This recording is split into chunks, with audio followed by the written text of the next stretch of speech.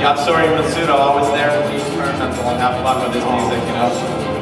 Even more so, you know, like how you might feel about Chrono Cross narratively, you know, which we're here, but experimentally and music-wise, far more genres covered in terms of not just the quality of the sound shit, but interesting stuff, folk music, Celtic music, jazz, ragtime, everything. Yeah, pretty much it runs the whole gamut. And, you know, obviously it gets a bad press from some people because it's not Chrono Trigger. And everyone was expecting, like, I don't know, a Chrono Trigger clone.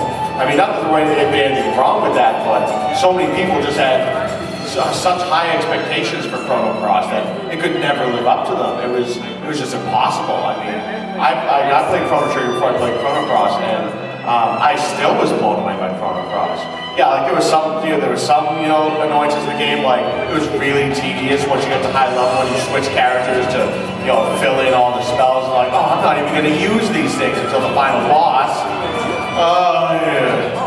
But yeah, I mean, I actually played Chrono Cross before I played Final Fantasy VIII, and so I jumped right from Final Fantasy VII's music to Chrono Cross's music, and I was just like, oh my god, this is a thing. And then I played Final Fantasy VIII afterwards, and I still liked the music to that game, but it was just, you could tell like the trumpets were so fake, and it was just. Well, true, but they just didn't know how. They didn't know how it was possible. They just didn't know how to do it yet.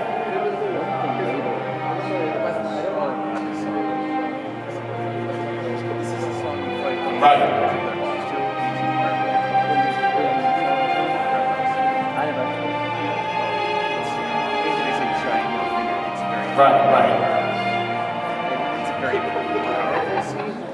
Yeah, oh, so good. All right, so anyways. I think we need to formally start the panel. All right, so this is the modern RPG panel. You don't have any slides for this? I don't really, I mean, maybe if I had more time not focusing on the kaiju one, I could have come up with new stuff, but that's one of those we all gotta have priorities. That's always the one that's hard to, because it's open-ended, obviously, and aside from just showing like FMVs or something like that, and it's not something that is necessarily, oddly enough, it seems like it would be more conducive to like a visual presentation, but I just don't really have anything new, so I'm primarily discussion-based, and it's getting pretty late, so maybe we could look up stuff on the internet if there are suggestions. But well, seeing as the projector's not on right now, and the audience can't see, the copious amounts of force point that you have right now, feel free. But yeah, so this basically covers from the PlayStation 1 era to the modern day, and he already closed that window, too late. I know how much we were missing, but yeah. So this will cover up until the modern day and like even the newest RPGs that have come out, like for instance Bravely Default, or even if you wanted, or even South Park: The Stick of Truth, perhaps. Huh? Oh yeah, that too. I'm not familiar with that one, other than the name. But if one of you guys wants to talk about it once we get there, that we'll definitely do that. Enjoy this song because of the name. Underneath the rotting pizza. Good to know. On the Domino's? Yes. All right. So obviously, Final Fantasy VII. It wasn't the first quote-unquote modern RPG, but it's the most transformative one. Love it or hate it, it did more for the genre than arguably any other game. What are you talking about? I so totally want to pay $90 for RPGs still, Oh yeah, cartridge-based games are awesome, even when there's other superior formats out there. Earthbound just shows how hardcore it is by being like $400 for a complete one. That shows that you're really passionate. Saving for homes and saving for bills. Nah, that's not how you do it. Screw the mortgage, I'll buy a generator and play Earthbound in my tent. Alright, so there was one of my other favorite modern RPGs, though, was one that on the PlayStation that predates Final Fantasy VII. How many of you have played Wild Arms? A few people. How many have heard of it? All right. Wild Arms, unfortunately, was one of those series, in my opinions, that peaked with the original entry. I've played some of the other ones, and they're not bad, but just the magic of the first game to me really was, never captured again. Not even in the remake, Ultra Code F, which was still good, but like I said, it wasn't the same. Like, have you played Wild Arms? Unfortunately, no. It's, and we'll get into it, but tell me more about it and I'll explain my reason. All right. Well, first of all, go to YouTube and look up the opening cutscene of Wild Arms. Like, that's the first thing to hook me, because it was, like, especially for the time, it was some of the most beautifully done animation I had seen. And this is before I got, like, really into anime. Like, I had still yet to see Gundam Wing, which was the series that really pulled me into anime, at least knowingly. I mean, I had seen Dragon Ball and Transformers and whatnot sparingly, but I had no idea what it was. Wild Arms what? Wild Arms? Wild Arms intro? Yeah. Okay. Yeah, it should be the first thing. Theme? Or intro? Let's see what happens, that's why I'm Oh, hold on. Projector? No, I'm going to put it back in. I'm asking you first, because I don't want to just... Oh, that's the right one, that's the right one. Okay, this one. I'm in control, don't worry. Don't want to harm anybody. Okay, let's see what we got here.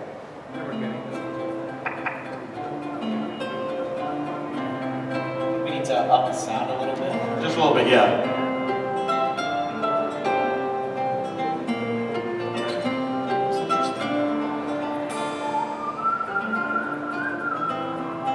I just found this theme here to be really catchy, and just the whole post-apocalyptic, solemn nature of the whole thing. Now, when I was a little kid, this part always confused me here, because he's on the sheer edge of a cliff, and apparently someone's buried under there. That didn't seem to be the best idea. But, yeah, this, like, my friend showed this to me for the first time, and I was just hooked. Like, I didn't even care what the game played like. I just thought this was, like, the most awesome thing ever. Of course, I was so confused about, certain things, like, how is she turning water into, well, basically what we see here, will-o'-the-wisps, essentially. But, the effect was awesome. And then this part coming up, like, I was excited and confused. First of all, it's the same character, but wait for it. Yep, giant robots. And then all of a sudden she has short hair. I was like, what the hell just happened? Was there like an animation error?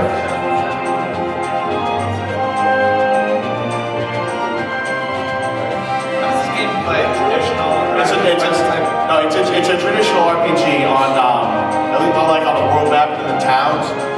It plays a lot like any other JRPG, like traditional, like Final Fantasy style. You walk around, there's random encounters. It's top-down, 2D, but the graphics are quite good, and you get a lot. What's really nice about it is there's a little bit of a Legend of Zelda aspect to it, because you get tools you can use, and the tools are character specific. Like Rudy, the one with the bandage on his face. Before rappers made it cool. He uses bombs, rocket roller skates, and similar things. Jack, the blonde guy with the mouse, he uses his mouse as a tool. He also has a couple of other things that are really cool. So like Indiana Jones style, except for the mouse. See, it sounds interesting, but I need to hear from this generation's philosophers, YouTube commenters. Let's see what they have to say about this. Oh, this should be enlightening. Amazing game. Wish there was an anime made about it. Space Pursed Lips, I think. I don't know. How long ago was that? Posted?